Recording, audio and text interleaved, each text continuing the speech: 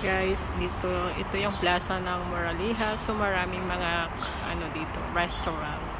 So katulad nitong may sushi bar dito. Ayan, sushi bar pero sarado pa. So sa kabila, La Pinela.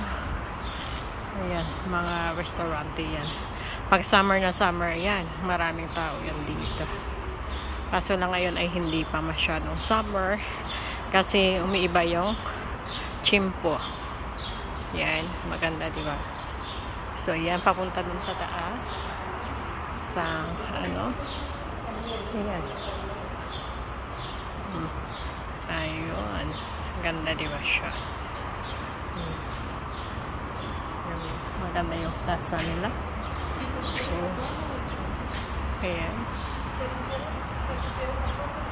Doon sa kanila may mga, restaurant. So, yun guys. Yan lang ba?